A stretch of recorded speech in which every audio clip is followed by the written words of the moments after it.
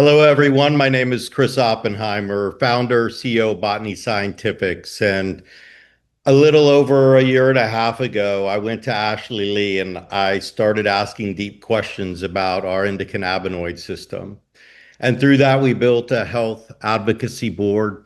And today we get to share with you a briefing. And we do these briefings every Thursday for 20 minutes. It's just a simple conversation. And tonight we have a simple conversation with my mom because our endocannabinoid system is something we've all had our entire lives for thousands of years. And it's never been recognized or known. And that's why once you learn something, you can't unlearn it.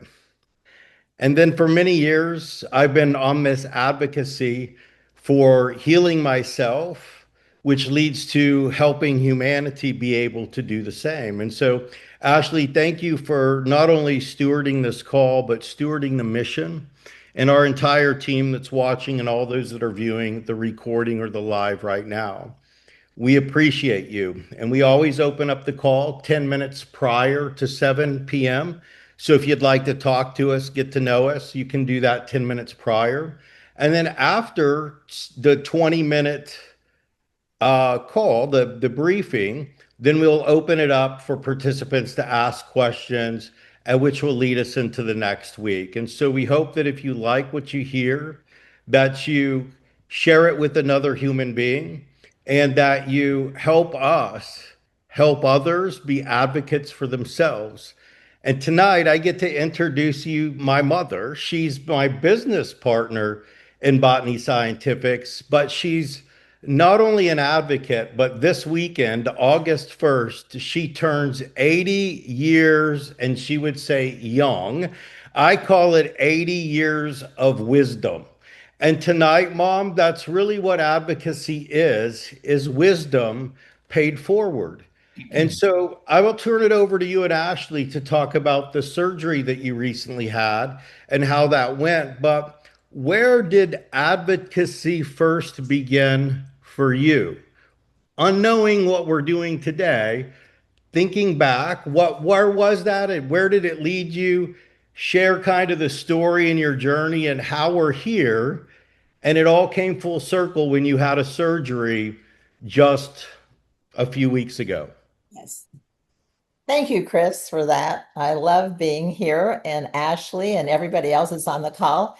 But I began advocating for myself, I believe, in 1991 because I was diagnosed with breast cancer. I went through a double mastectomy. I went through reconstruction.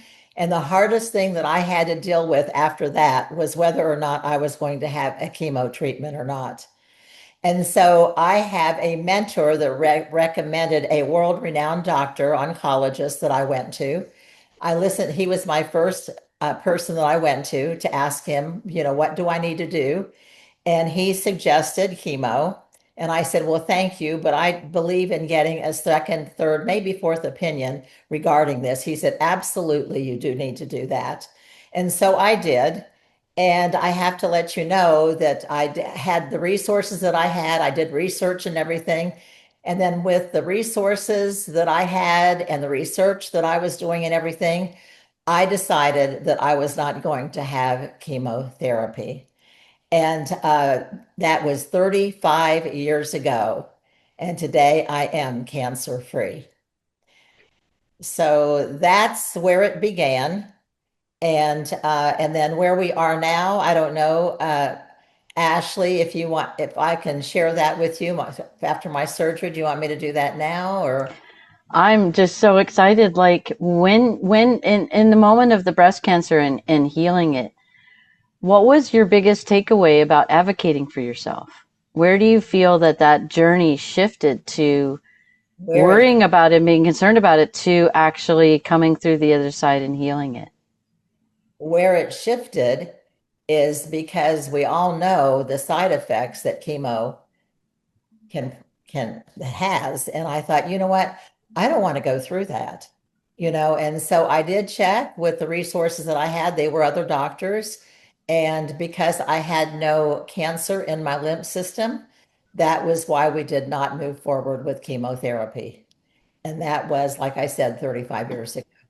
That's And, beautiful. and, and Mom, and before you and Ashley go on, I know that sometimes I like to throw a side note, but there's a topic.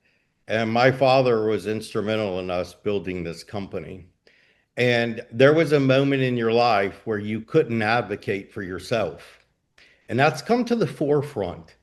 And a lot of people would avoid it like you. I like to hit it head on. But name a time in your life when you couldn't advocate and you had to do something you really didn't believe in. When my husband was diagnosed with cancer, I wanted to go see him in the hospital. I wanted to be there with him for his treatments and everything. I could not be. And when I could not advocate for myself was when I had to have the jab. And I did not want to have the jab at all. My husband had to have it too. But so we did go through that. That's when I couldn't advocate for myself. However, what I did advocate for myself is because during that time, this all happened during COVID, and a lot of people were in the hospital. A lot of people were dying without their loved ones. Well, with that decision, I decided my husband was not going to be in the hospital and that I would take care of him for 2.5 years here at home. So that's how I advocated for me and my husband during that time, staying home and taking care of my own husband. And Mom, thank you for doing that because that taught us a lot. And that's why we're building what we build today because we know there's a difference. And that's why advocacy is such a big deal to me and will be for people and humanity going forward. And it's stories like these that are real. And so I didn't mean to hit you with the side like that, but you know your son well enough to know. Ashley, I'll turn it over to you because she's got a story of advocating for herself and what it doesn't feel like. And I believe as a human being that 80 years old, and she takes absolutely zero medication, but she's filling her endocannabinoid system. And then she has surgery and they tell her not to take the stuff. And then she gets on all these medications. Nurse Ashley, share with us what we just experienced in real time, because I believe we're in a place in the world where it's time to stop talking about the past and talk about what's going on right now. And right now, this is just what happened 3 weeks ago, Mom. I've Three been, weeks ago. I've So, been, Ashley, well, I'm not sorry. Thank you for letting me interject because I felt like that was a huge, huge turning point for a lot of people. I have people in my own family that have things with me, or people are afraid of what Mom and I do to this day. We know that there's people that are afraid of us, and we know that there's people that were naysayers of us. And either way, we want to set an example of a safe path for people in the future to follow. And so, Mom, thank you for standing with me, our entire team, and Ashley heading up our advocacy board because we are making an impact. And I just am grateful to steward this call and all that we're doing. So, Ashley, I will promise I won't interrupt You're doing again. You're doing great. And, thank you, Shirley, for coming on today in our endocannabinoid briefing. We really created a special edition here because it was so timely, and it is valuable to bring up these briefings in a timely way and what's happening in real life. And in your real life, 3 weeks ago, you had an abdominal surgery and you wanted the best outcome for yourself. And so you followed everything what you went through. You got the best surgeons, you got a great team, you get a great hospital to support you with. And during the procedure, they did really well. You came out and then you were sent home and then you were put on pain medications. And we'll talk a little bit about that. And then another medication to help the pain so you wouldn't have to have as much pain medicine, right? Which is a nervous system calmer. We're going to call it that. It could be used for anti-anxiety or other things. But when we have a nervous system calmer and the drug that an opium drug derivative that helps us release all pain, which means analgesia, Okay, so you had a pain medicine and a nervous system numbing medicine is the reality of what it is, so that you didn't feel your pain post-operatively. But would you share with a little bit, we found a gap in where you didn't know where to have those pain medicines and then go off of them. You didn't know when that timing was because of the nurse and people sharing with you a little bit. What did the nurse share with you about your pain medicines and how to take them? She gave me the names of the opioid and the calming medication. And then and then she said, I want you to stay ahead of the pain. I want you to stay ahead of the pain. So take it every, what, 4 to 6 to 8 hours? As soon as the 4 hours came up, if I didn't need it, take it anyway to stay ahead of the pain. Stay ahead of Now the take pain. somebody from her generation because they've been to trust that system. And my mom is a follower of rules, and her son is the rule breaker. And so, Mom, thank you for allowing Ashley to be the mediator. That's why our logo's a cross. We're the bridge for where people are, where they want to be. But that's really what's happening here. So, Ashley. So it's really amazing. So when we spoke on the phone, I think you were 8 days out, and I said, "How's your pain?" And you said, "I don't have any pain." I said, "That's awesome.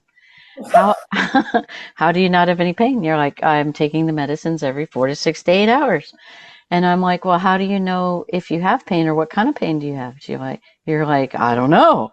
So I said, "Okay, so what if now that you're 8 days out, related to the type of surgery that you had, which was not really huge and outrageous, so the pain should start being subsiding by now, 8 days out. So let's try it off." So you're like, "Okay, I'll do that." And we did. And we got off of the pain medicine and the calming medicine. And what Immediately. we and we'll have a little interjection here because you had some other medicines that they gave you immediately post-op to help you with the side effects of the opium pain medicine, which causes constipation, a little bit of stuckness, and just not really feeling well with that, slow motility that is a side effect of the pain medicine. And so with that slow motility, they ask you to take 2 more medications, which has other side effects. So I asked you if we could get off of those a few days after surgery, right? Like a day or two after surgery, we checked in and we got you off of those and we got you on to natural foods, right? So instead of anti-stopping medicine of food going through your system, we use things like coconut water, coconut oil, whole papayas. Some people could look at prunes, right, and other things. And then with related to what we were doing to help your renal system and your bladder a little bit in the area of the surgery that they were working on, we wanted to give you some tart cherries, right, to help you with that, with bladder health, right? So way to go. You did that. You went on it. You're like, yeah, I don't need those other medications. So we stopped the medications that were given to you. So you were going to be on 4 medications post-operatively, okay, which weren't really totally necessary. So So, Ashley, just real quick, talk about yes, totally unnecessary. She takes zero medication. She goes in for a surgery and comes out with 4 meds. And we wonder why people get hooked on one and it leads to 2, 3, or 4. And this is where we knew immediately the endocannabinoid system was numbed. It was time to open our receptors and feed our receptors again. Because prior to surgery, they so you told her, could wake up, right? So we could yeah, wake and up the intestinal tract. prior to surgery, Everything it's woke up, let always me tell no you. vitamins and no hemp, right? Prior to surgery, stop taking everything. And then you get on all this stuff, you numb your body. So share how we unnumbed it and mom, how your regimen is now because Right, of that. exactly. So on day 8, well, we got you off of the secondary medicines and got you flowing and opening up naturally, even I- on the pain med. Go ahead. Flowing is a good word. Everything is back to normal. It's almost there. Okay. And so that's great, So right? when you And knew, which Ashley, when you knew what I was taking, the over the counter and everything, you went, stop it. stop it right now. And because she can say that to me, because I love Ashley, I love what she's done for me. I thought I was a great advocate until I met Ashley, and I'm learning so much more through you, Ashley. Thank you so much. You are so welcome. And when we got to day 8 and you were at the end of your pain medicines, right? And then you had to call for a new prescription. So you were kind of dealing with that. Do I call for a new prescription and I continue them, or what do I do? And I said, well, we haven't even assessed whether you have any real pain or not. So we had to come off of it to assess it, and we did, and we started back on the cannabinoids, right, to reignite your nervous system, so you could feel how you're healing with your surgery, is what we were pointing at. And so you started on the capsules again, and we started that in the morning, so we could wake up the intestinal tract and wake up the nervous system, because that's where we want, is in the belly. That's where they did the surgery. We wanted to get that all online so we could assess and ascertain whether you were healthy or not post-operatively. So then you were, and you had no pain, which was amazing. So you went back to another regimen to help you during the night to wean off of the pain meds and wean off the nervous system meds that numbed it all. So you worked with a sleep gummy at night, and then also one Delta 8 to help any pain at night, and to start to reacclimate your system from being a numbed nervous system to a system that's awake, alive, alert, and adaptive, so that you could adapt to the pain. And we talked about breathing techniques and some other ones, about moving around to support your abdomen getting back online, but also the muscles in your whole body really post-operatively cared for now, and doing all of your activities of daily living. And And so Ashley, now, yes. I'd like to say something because she brought up a product that's another hot topic. In the state of Texas right now, as of tomorrow at midnight, they want to make Delta 8 illegal. And that is my mom's pain medication. It's non-addictive. It doesn't have any side effects. But for some reason, our state all of a sudden thinks it should be illegal again.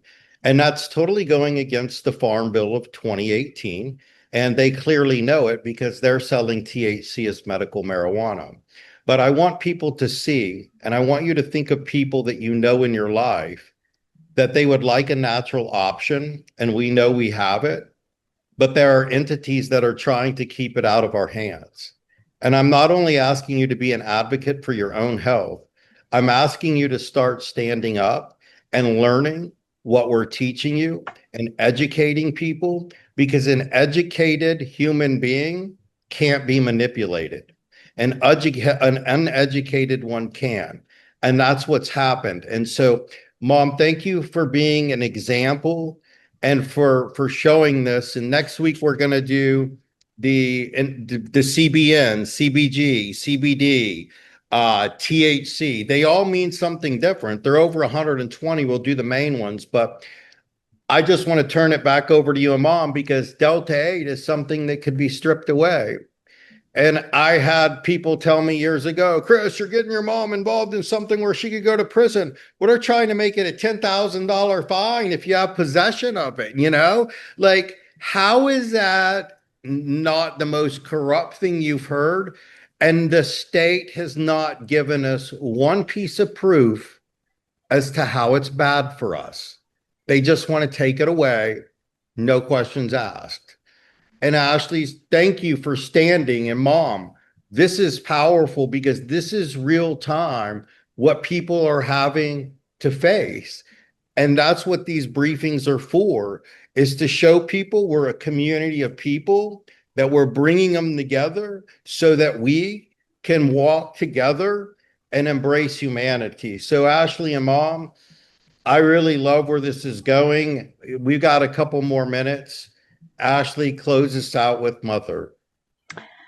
I am just so excited to be here with all of us to really dive into the deep understanding of how accessing our nervous system is so important to provide health and healing within ourselves.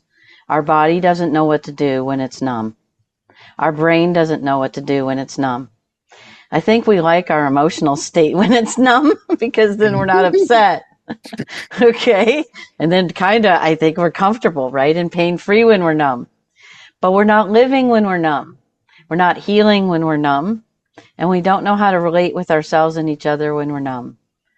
So really inviting our cannabinoid system to turn on and become upregulated, if we call it that, is on, active, and aware, we can start to heal. And then advocacy becomes more natural and normal versus something we have to elicit every single time we want to speak up about how to help ourselves heal. Thank you all for joining us today. Yes. And Mom, would you like to share any final words or thoughts? Because there's a lot of people out there that your age and they're on a lot of medication. What would your first step of advice be to somebody that's looking to start advocating? Because it's never too late. And we know this, but a lot of people wait until it is too late. What piece of wisdom would you like to share to end us with this evening? Well, I would like to share for everyone to go to our website and go to Ask Ashley because that's who I'm learning from. So that's one good thing. And I do want to let you know that, taking the capsules that I'm taking and also taking the Delta 8, I have to let you know that I have no pain. I have no pain. And sometimes I take that Delta 8 during the daytime if I am having some kind of pain or whatever. And based on what you said earlier, Chris, before we came on, that a lot of people are placing orders because they're hearing what the news is right now. Well, the only thing I want to tell you is please put some aside for me, please. Okay? Shh, we So can't thank tell you, them. Ashley. Thank you. Actually, take me to jail for preaching the good word. You know what I'm saying? I'm so confident we have the solutions that they don't have anything except laws against us. So let's go. Let's go. Here we are, unnumbing the nervous system and becoming adaptive so that we have access to healing all the time, even when we turn 80. Congratulations, Shirley. Thank you And very much. thank you both. And join us next week if you like what you heard. Share it with another. 7 p.m. on Thursdays live. We'll always have the recording. Go to askashley.io to get registered. And we look forward to serving you next week. Will be education on different cannabinoids like CBD, CBG, CBN, and THC. Have a great week, and we'll talk to you real soon.